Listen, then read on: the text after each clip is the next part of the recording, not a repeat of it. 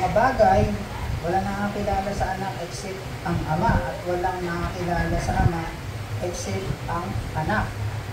Humarap si Jesus sa mga disciples at sinabihan sila privately, pinagpala kayo kasi nakita nyo ang mga nakita nyo ngayon.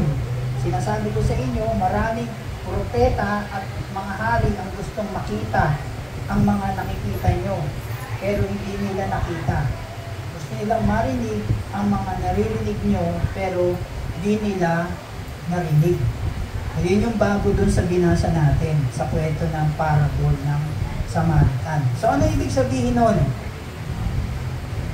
Pag binasa natin yung kwento kanina, face value, ang ibig sabihin nun ay pagtulong sa kapwa.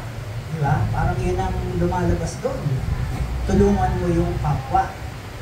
Pero dahil dito sa sinabi ni Jesus, dito yung binasa natin verse 21 hanggang verse 24, ay maski sa Matthew po, ay kapag ka nagbabasa ng parable o nagbabahagi si Jesus ng parable, hindi po ito naiintindihan ng mga tao.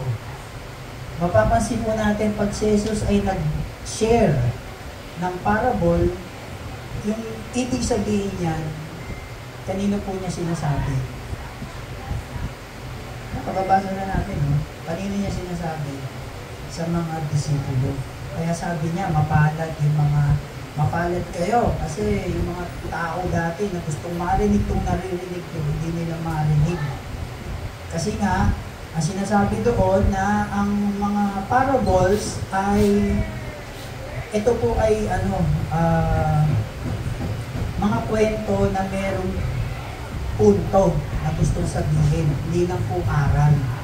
Kaya ibig sabihin nito, sino lang bang makakarinig ng mga sinasabi ni Jesus dito? Hindi lang ang mga disciples, maging yung mga anak niya. Tayo po yun. Tayo lang po yung makakaunawa ng tunay na pagkakaintindi o tunay na kahulugan kung ano yung mga sinasabi ni Jesus sa kanyang salita. Tayo lang ang makakaintindi. So, wala pong masama na sa panahon natin ngayon, pag sinabi mo Good Samaritan, yun nga, yung pagtulong sa kapwa, kailan po nangyari di ba, ng pandemic. Merong, alam niyo ba yung community pantry? Di ba, yung mga nagsasabi no, may yung mga gumagawa nun, mga Good Samaritan. Kasi yung mga walang pambili, yung mga walang makain, yung mga hindi makalabas, diba? Pumupunta lang dyan. Meron nakalatag na mga gulay, o kung ano-ano, kukuha ka lang, libre. Diba? Kaya yung gumagawa daw yun na sinasabi mga Good Samaritan. Wala pong masama sa paggawa ng mabuti, walang masama sa pagtulong sa kapwa. O gagawin natin ngayon, pag-aaralan natin, ano ba po talaga ang ibig sabihin? Itong kinuwento ni Jesus na to. So, titingnan natin, meron pa pong mas malalim na kahulugan. Hindi lang po yung pagtulong sa kapwa. Kaya, ang sinasabi dyan yung sa bandang huli makikita natin ang ibig sabihin niyan. Kaya ang mensahe ay tulungan natin ang mga taong wala. Kapag yun ang mensahe dito, di ba? So, magiging ngayon, ang Good Samaritan, pag sinabi mong Good Samaritan, tinutulungan yung kapwa na wala. Halimbawa, nangyari sa akin yung dati, no, na nanggaling ako magpakuha ng dugo, merong bata nagbubukas ng pito sa 7-Eleven. Kung mapansin niya sa 7-Eleven, yung mga branch, yung mga nagbubukas dun May nagbukas. Yan ang ginawa ko na naawa ko sa bata. Hindi pala bata yun, binata na. So, nung bumili ko ng pagkain, pati siya, binili ko rin ng pagkain. And lumabas ako, binigay ko sa kanya yung binili ko. Sabi ko, o yan, may pagkain na lang kayo. Pag nakita natin yun sa iba, sa labas, ang tawag doon, Good Samaritan. Kasi tinutulungan mo yung kapwa mo. Ibibigay ka sa mga taong wala. Diba? Yun ang pamatayan ng mundo. Pero yung sinasabi ni Jesus dito, mas malalim pa doon, mga kapatid. Ewan ko pag natutunan natin mamaya kung kaya natin gawin. Diba? Kasi kahit ako, hindi ko kaya. Hindi ko kayang gawin. So, mamaya matutuklasan natin. Meron naman mga ibang katuruan ngayon na ginagawang allegory. Itong itong kwento na to. Pag sinabi niya allegory,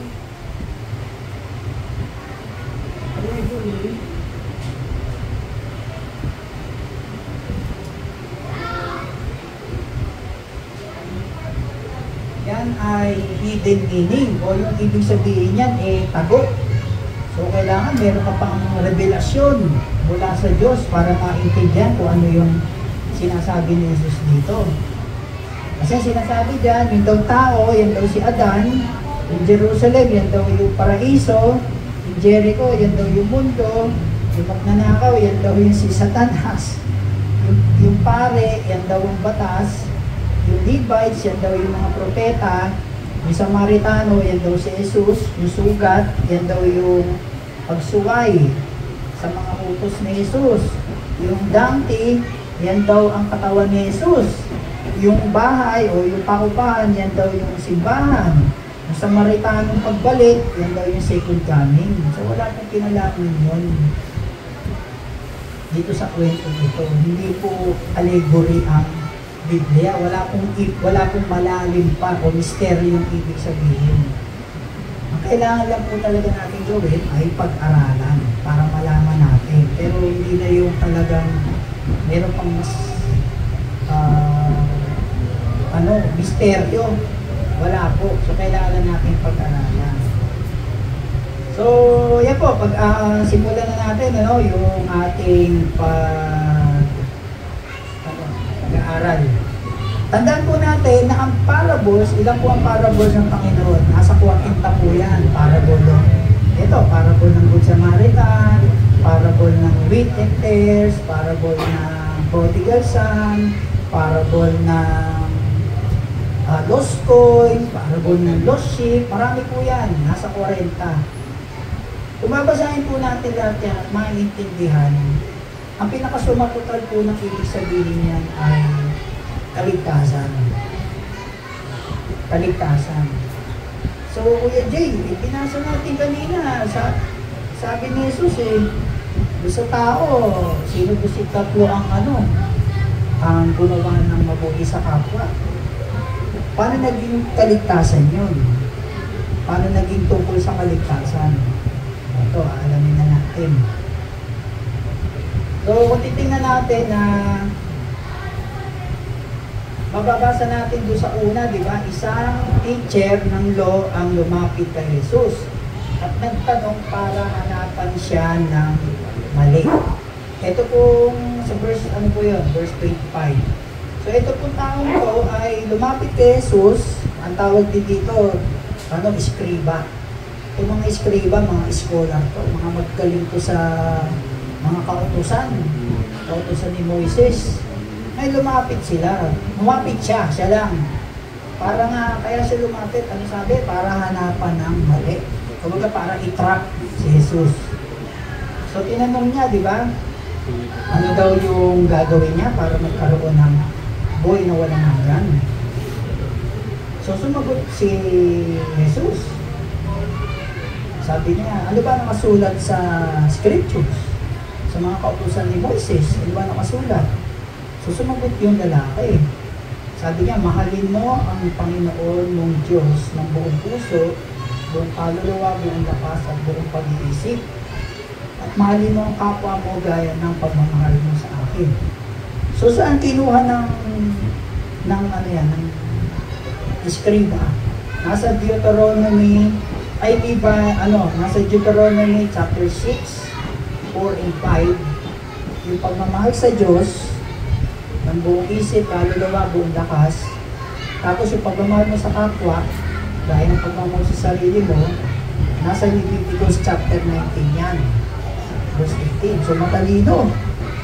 Alam niya kung saan galing. So yung unang, ilan na 10 utos? 15? 10. Ha?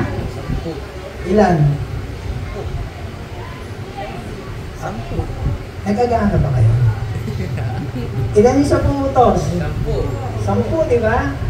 So ang kalahati nun tungkol sa pagmamahal mo o natin sa Diyos. Verse ano yun? Verse 4.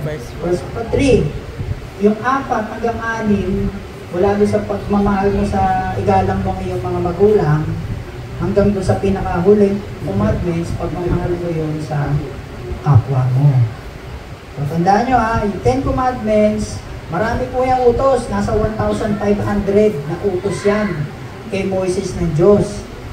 Pero ang Panginoong Jesus sa Matthew chapter 22, tinanong niya yan, dinipit na yan sa dalawa lang. Mahal mo ang Diyos ng buong puso, isip at kaluluwa. Pangalawa, mahalin mo ang kapwa mo gaya ng iyong pagmamahal sa iyong sarili. So lahat yun, nakapaloob na yun sa 1,500 na kautusan ni Moises. Lahat yun, yung dalawang yun. Pero ang tanong, bakit yun na sinabi ni Jesus? Diba? Sabi niya, tama ang sagot mo. Gawin mo yan at magkakaroon ka ng buhay na walang hanggan. Bakit hindi niya sinabi yung gospel? Alam natin yung gospel. Ito yun. Bakit hindi niya sinabi na maniwala ka lang sa akin? Magkakaroon ka ng buhay na walang hanggan. Bakit hindi niya sinabi? Bakit na sinabi niya, o tama ka, gawin mo yan. Kakaroon ka ng buhay na walang hanggan. Kasi, nakita po ni Jesus na may problema tong taong to. May problema. Ang good news, mga kapatid, ang magandang balita o ang mabuting balita, para maibahagi mo yan sa kapwa mo, kailangan sabihin mo muna yun, bad news. Di ba? Di ba pag kami nagtatanong sa inyo, Brad, meron akong balita. Good news and bad news. Kasi nga, unahin mo muna yung bad news. Kaya paunan mo na yung bad news bago yung good news, di ba? So ganito din. Pag tayo nagbabahagi ng mensahe ng kaligtasan ng Diyos, inuuna yung bad news bago yung good news. Ano ba yung bad news? Na tayo ay makasalanan. Yun ang bad news. Tayo ay makasalanan. Ano good news? Dahil si Jesus, kanina diba, inako niya yung kasalanan natin na dapat tayo yung ipapako, pero inako niya, karoon tayo ng kaligtasan. Pag tayo ay nanampalataya. Yun ang good news. Meron kang buhay na walang hanggan. Pero bakit dito, hindi sinabi ni Jesus na maniwala ka lang sa akin, iligtas ka. Sabi niya, sige, gawin mo yan at maliligtas ka. Kasi alam niya na may problema itong taong to. Self-righteous. Kasi nga, una pa lang, di ba, doon sa binasa natin, nagtanong siya para hanapan siya ng mali. Para hanapan si Jesus ng mali. So, alam ni Jesus ang isip ng taong to. Alam ni Jesus ang isip ng lahat ng tao eh. Alam niya, kaya hindi nga niya pinagkakatiwala niya sa sarili niya sa tao kasi Diyos siya, alam niya lahat. So alam niya, may problema tong taong to. Paano malaman? Paano natin malaman? Kasi nung sinabi ni Jesus na tama sagot mo, gawin mo yan para magkaroon ka ng buhay na walang hanggan. Ano sagot nung iskriba? Verse 29, para hindi siya mapahiya. Nagtanong pa ang lalaki, sino naman ang kapwa ko? So, para hindi siya mapahiya. Kasi napahiya siya eh. Di pala ako mga kalusot dito. Tinatatanong pa nga ako. Eh, sino naman yung kapwa ko? Tinanong niya. So, kung makita natin, self-righteous itong iskriba. Mahal niya ang Diyos, sinasabi niya, pero bibig lang. Sinasabi niya na mahal niya ang kapwa. Alam niya ang batas, alam niya yung law eh. Mahalin mo ang Diyos ng buong isip, puso, kaluluwa, mahalin mo ang sarili mo, ang kapwa mo gaya ng pagmamahal sa sarili mo. Pero ang tanong, alam lang niya, ginagawa ba niya? Kasi yung sumunod, tinanong niya para hindi na siya mapaya eh. So malamang, hindi niya yung ginagawa. So ngayon, si Jesus, actually, itong parable na ito, ay nagkakaroon siya, nagbibigay siya ng personal evangelism. Hindi lang diretso. Kumbaga, binase niya doon sa kung ano yung tinanong sa kanya ng eskriba. Nag-evangelize Jesus dito. So, nung tinanong niya, sino naman yung kapwa ko? So, ano nang ginawa ni Jesus? Sinabi na niya, di ba? Na, kasi, yung kapwa ko, hindi niya maintindihan. Bakit? Kasi base dito sa kwento na to, ay, yung sinasabi ng mga eskriba o ng mga Pariseo sa Matthew chapter 5, sabi doon, ibigin mo ang iyong kapwa, pero huwag mong ibigin ang iyong kaaway. Sa Matthew chapter 5, mababasa niya, sabi ni Lord, sabi ng mayo, mga Pariseo kayo, ibigin nyo, love your neighbor, but hate your enemy. Pero sinasabi ko sa inyo, love your neighbor, love your enemy. Mahalin mo ang iyong kaaway. So sa itong scriba na to, hindi niya alam kung sino yung kapwa niya kasi sabi nga sa Matthew 5, love your neighbor and hate your enemy. So ang kaaway para sa kanya, hindi niya kapwa. Kasi kaaway nga eh. Diba? Kaya ngayon, nagbigay si Jesus ng nagbigay siya ng kwento. So sinabi niya, sumagot si Jesus, may isang taong galing sa Jerusalem at papunta sa Jericho. Ang Jericho, mga kapatid, malahan na yan, pababayan. Mga, ito yung Jerusalem. Ayaw yung Jerusalem, no? Yung Jerusalem. Yung Jericho, ito yan. Ito.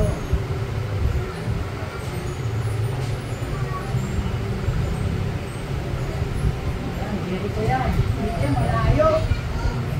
Malayo yan. Ngayon, may mga malalaking bato dyan. Malalaking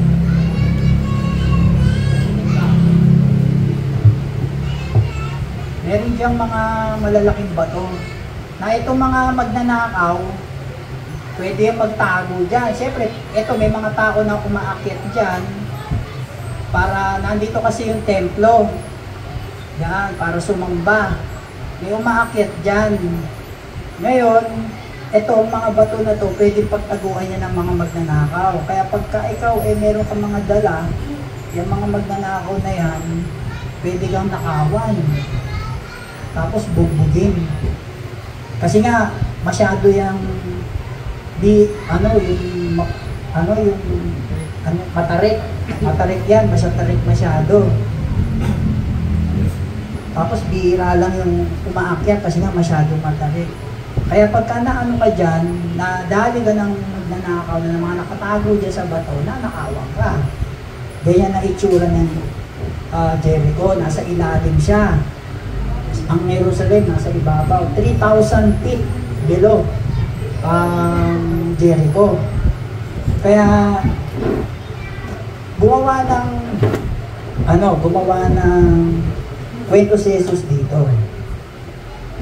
Na meron daw, meron magnanakaw, ninakawan siya, tapos binugbog.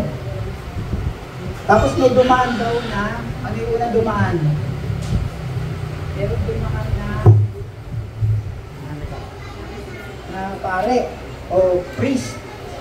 May dumaan na priest. Anong ginawa na nakita dun sa nakahandusay na ang ginawa nito pare na ito tumiba na daan dito, iniwasan. Ngayon meron mga nagsasabi na mga komentary, no? Yung sabihin ng komentary, yung mga paliwanag. May mga nagbabasa doon, sabi, kaya daw umiwas yung priest kasi nga, nakita niya na baka mamaya yung mga magnanakaw nagtatago, pag siya dumaan o tulungan niya, baka pati siya kuldapin. Meron mga iba sinasabi na dahil priest siya, pag ginawakan niya yung binugbog, madudunahan yung kamay niya, babalik na naman siya sa sinagoga para maghugas ng kamay.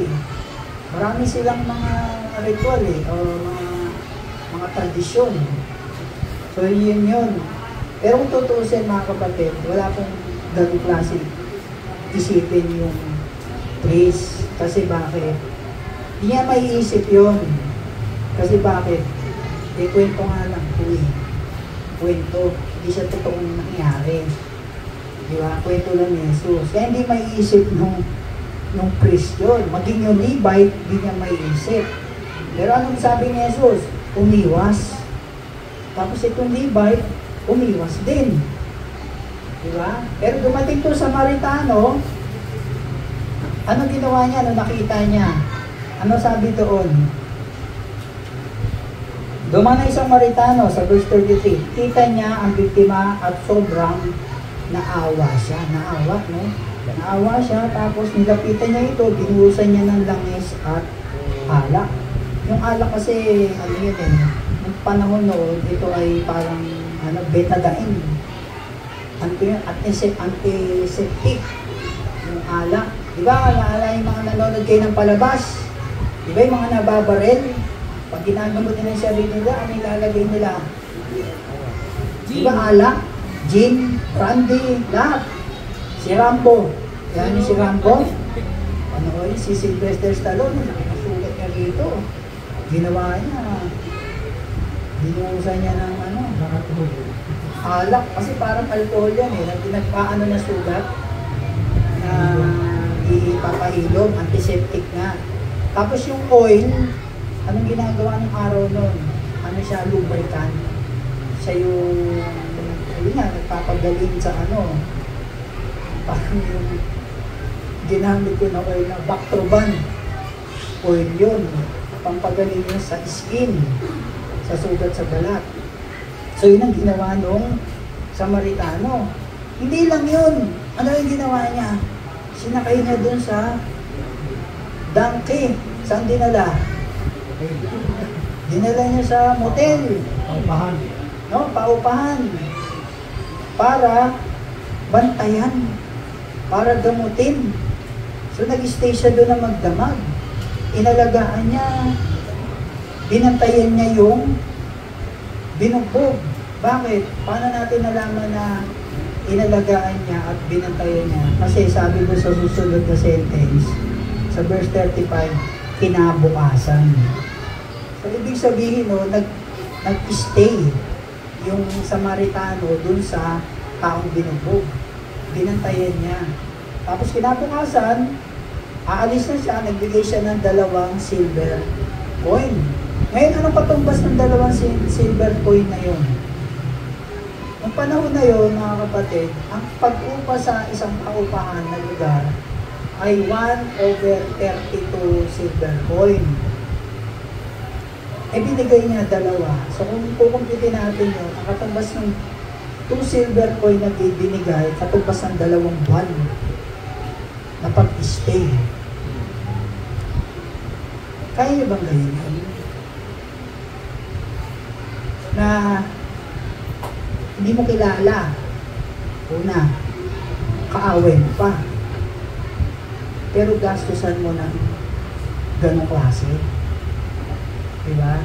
Ginamot mo na, nilagay mo pa sa motel, tapos, aalis ako pagbalik ko, babayaran ko pa rin yan kung ano yung kulang. Pero yung iniwan niyang pera,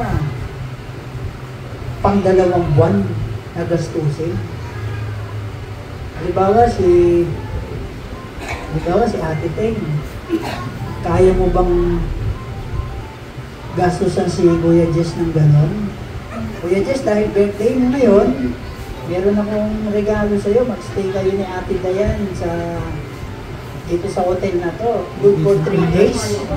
Good for 3 days. 3 days. O, pagkali natin, kayang-kaya ni Ate Teng. 3 days.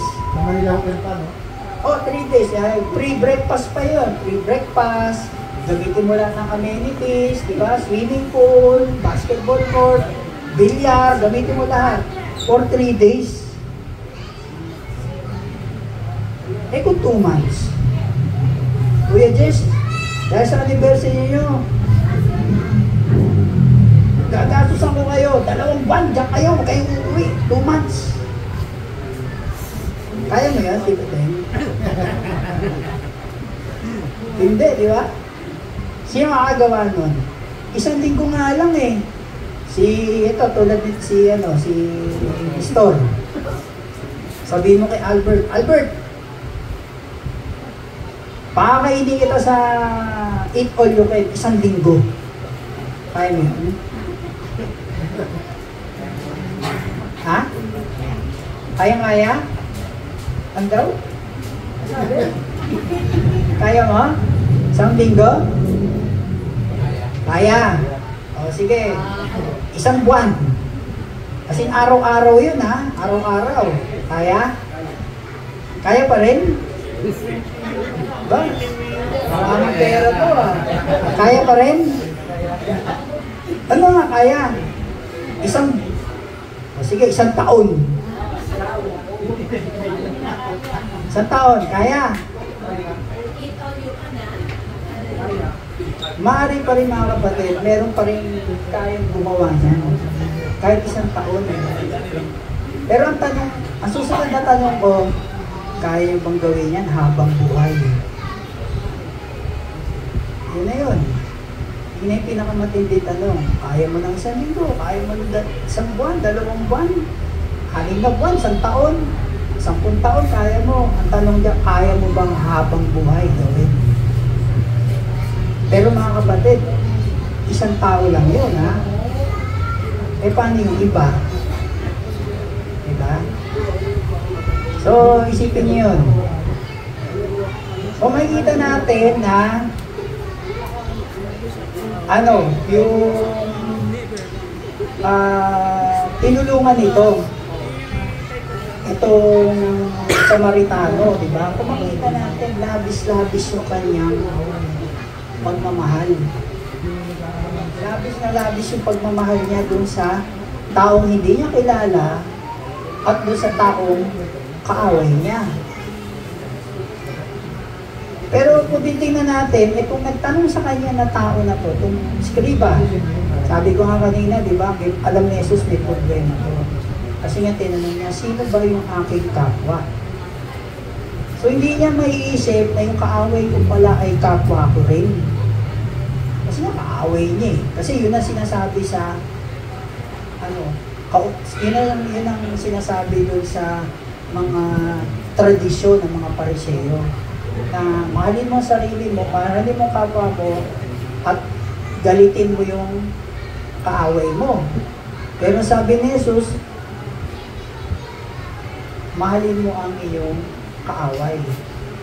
Eh ngayon, hindi matanggap ito ng Pariseo, nung skriba, kasi di ba sabi niya, sumagot siya para hindi mapahiya.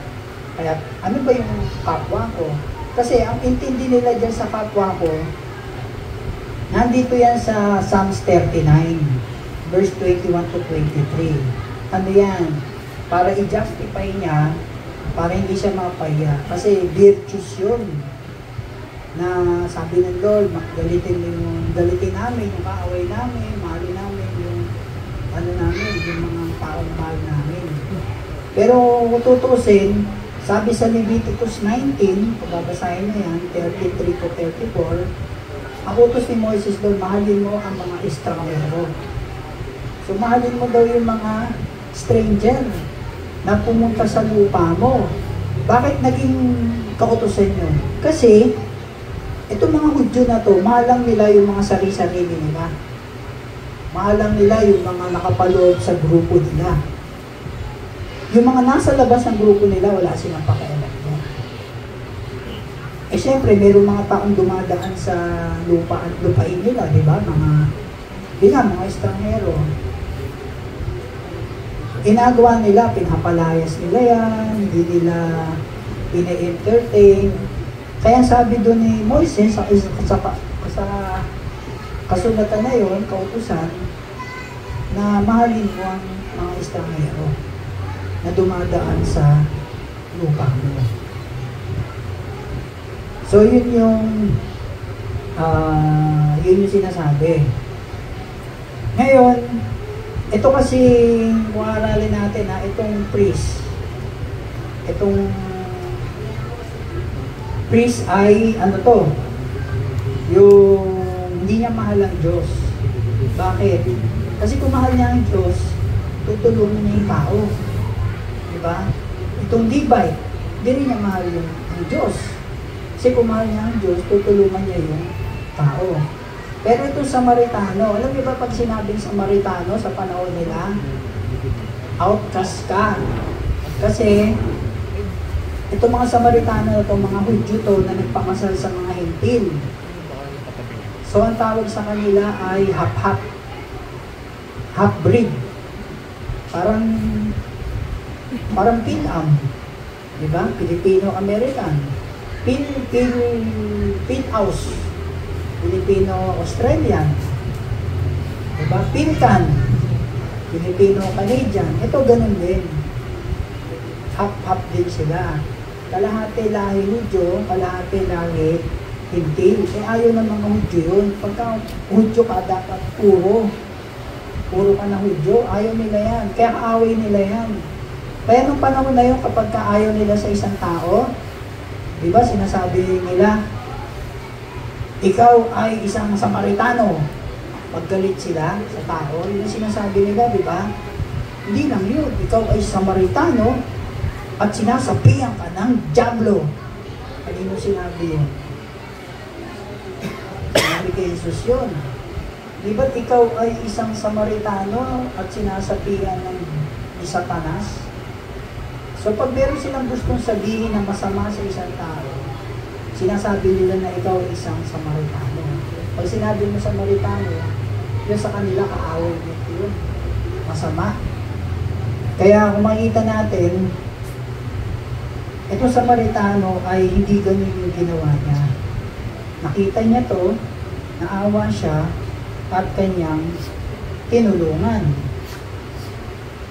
So, yung pagbilib ba natin ng pagkain, pagtulong natin sa mga walang pera, pagbigay natin ng pagkain sa mga walang makain, ito ba ay tama? Tama naman. Pero hindi po yun ang ibig sabihin ng parable nito. Na tinulungan. Diba? Pagmamahal sa Diyos. Yun ang ibig sabihin nitong parable na to. Love the Lord your God with all your heart, with all your soul, with all your strength, all the time. Love your neighbor as you love yourself all the time. Kaya nga yung tanong ko kanina, kaya nyo bang, ano ba, yung tinanong ko kay Nestor, kaya mo pakainin si Albert ng habang buhay? All the time habang buhay yun Diba? Pwedeng sabihin mo na, ay, Kuya Jim, meron akong kakilala na gumawa niyan. Tinulungan, ginastusan. Oo, pero isang beses lang yun. Maaaring meron kang alam na 10 beses ginawa. Pero meron ka bang alam na habang buhay ginagawa? Tao to mga kapatid, hindi kong ibig sabihin yung foundation. Hindi yun, Organization, meron mga foundation, habang buhay. Hindi yun, tao. Kasi tao to Samaritano, nag-iisa lang siya Kung nagawa niya to dito sa taong to na binugbog, ibig sabihin, kaya rin yung gawin sa iba. Kasi isipin nyo, labis na pagmamahal yung ginawa niya. Kahit na hindi niya kilala ito, at lalo pa, kaaway niya. Diba? Labis. Yun ang ibig sabihin ng love yourself. Love your neighbor as you love yourself. Mahalin mo ang kapwa mo sa pagmamahal mo sa sarili mo. Kasi sa sarili mo, ganun ang gagawin mo eh. Diba? Halimbawa, yun, yung kanina bilang sila Tita Peng, no? Dahil mahal niya yung sarili niya, mahal niya yung family niya, every year, nag-outing sila, meron sila pinupuntahan, pero nakapaloob lang yun sa mahal mo, ikaw, pamilya mo, yung hindi mo kilala, lalo na kaaway mo pa, kaya mo bang gawin yun? Diba? Nag-gets niyo ako? Kaya niyo bang gawin na gastusan? Diba? Nakita mo yung kaaway mo dyan sa kanto, nasaksak. Buti nga sa'yo. Di ka kasi nagbabayad ng utang ko. Diba? Diba sabihin mo doon? Anong gagawin mo? Maguro, mag-iisip ka pa. Laki ng utang nito sa akin, 50,000 eh. Gastusan ko pa ba ito? Di magkakautang ulit sa akin to. Diba? Gagawin mo ba? O hayaan mo na lang dyan. Sa Amerika, mga kapatid, lalo na sa New York, harap-harapan, binubugbog, binakawan, sinaksak, binarik, kung ba dyan, dinadaanan lang ng mga tao. Wala, hindi pinapansin. Hanggang sa meron na talagang magkusang loob na dahil sa ospital. Sa'yo mangyari yun. Dadali mo dyan sa MCU. Money Collecting University, napakamahal dyan. Dali mo pala sa ER, gagastos ka na ng 50,000. Gagawin mo ba yun? O dyan mo na lang dadalhin sa, dito sa Malabon, yung sa Miletre, sa Pagamutang Bayan, mamatay din naman yun eh. Diyan mo na lang dadalhin. Wala pang bayad. Diba? So, i-check natin yung sarili natin. Sabi ko nga kanina, di ba? Kahit ako, kayang gawin ito eh. Kahit kasing yaman ako ni, Elon Musk. Elon Musk. Kahit kasing yaman ko si Bill Gates, di ba kayang gawin ito? Gastusan yung hindi ko kilala. Pwede pa gastusan mo, hindi mo kilala. Pwede pa yun. Yung kaaway mo, gagastusan mo, di Ate Biang, ayun ba yun? Mahirap, di ba? Mahirap gawin. Pero ito, ginawa niya ito. So, kung titingnan natin, ang tanong dapat dyan, di ba, na tinanong niya yung Jesus, sino ba dyan ang tingin mong, sa palagay mo, sino sa tatlo ang naging mabuting kapwa? Sabi ni Jesus, yung daw taong, gumawa ng tumulong sa kanya. At sinabi ni Jesus sa kanya, sige, gawin mo rin ito. So, tapos na yung kwento. Kasi ito sa susunod na verse na sinabi doon sa paglalakad ni Jesus, wala na. So, tingin nyo, ano ang ginawa ng eskriba? Ito na yung lesson natin. Kasi, kung sinabi ni Jesus na gano'n, na sige, gawin mo rin kung ano yung ginawa niya. Ang sasabihin ng eskriba, Panginoon, hindi ko kaya, Lord, hindi ko kayang gawin yun. Lalo na yung mahalin ko yung hindi ko kilala at mahalin ko yung kaaway ko. Kasama pala yan sa kapwa. Diba? Hindi ko kayang gawin yan, Lord. Patawarin mo ako. Hindi ko kayang gawin. Kung itong eskribang to ay tunay na gusto niyang mabago, yun ang sasabihin niya. Pero doon sa binasa natin, di ba, ano sabi, para hindi siya mapaya. May pride pa rin siya. So, ibig sabihin, wala siya pagmamahal sa Diyos, wala rin siya pagmamahal sa kapwa niya. Alam lang niya kung ano yung sinasabi dito. Alam lang niya. Pero hindi niya kayang gawin. Kaya, sinabi ni Jesus to para basagin yung pagiging self-righteous yung Eskriba. Na hindi natin kaya mahalin ang Diyos ng 100%. Hindi natin kaya mahalin ang kapwa natin ng 100%. Kaya lang natin ay kung ano lang yung kaya nating magawa. Kaya kailangan natin ang Diyos. Kaya yung mensahe natin, di ba, yung sinabi natin na bawat parable, ang mensahe niyan ay evangelism.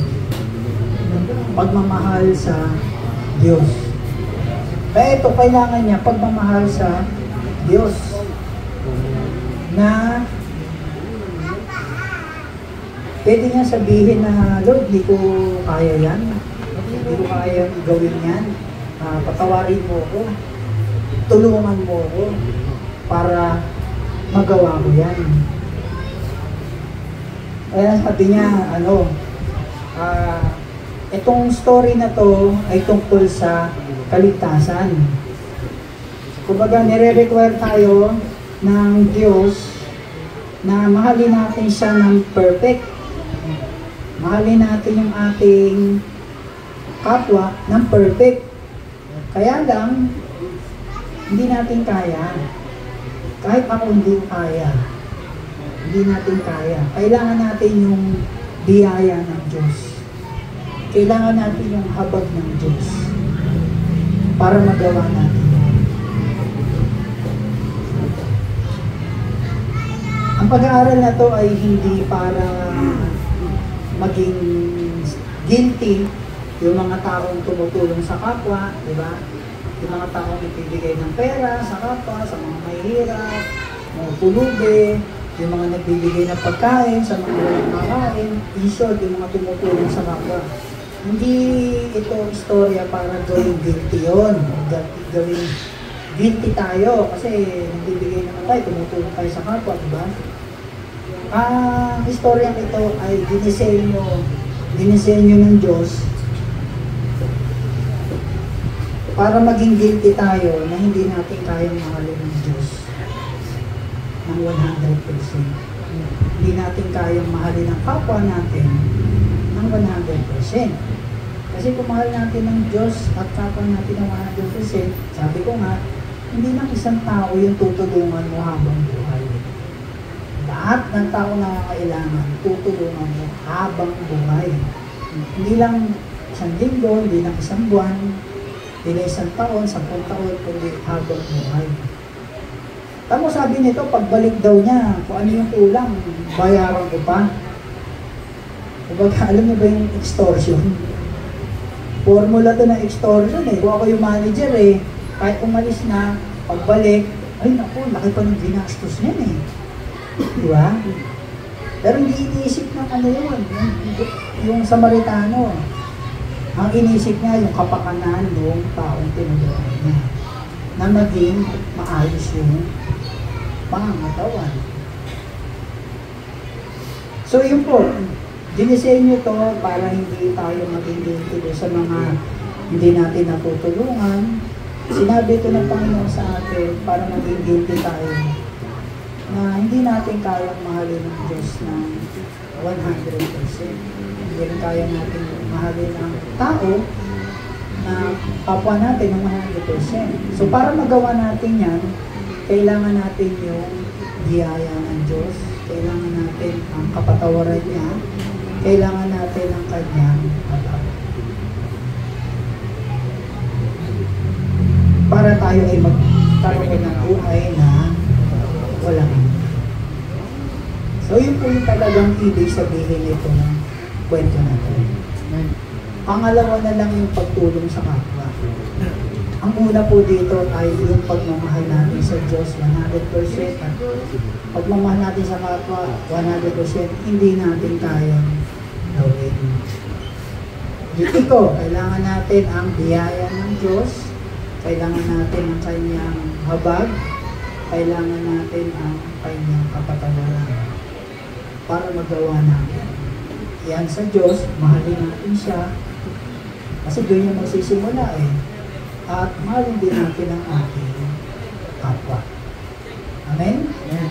Sige, tayo pinanalangin. Panginoon, marami pong salamat, Lord.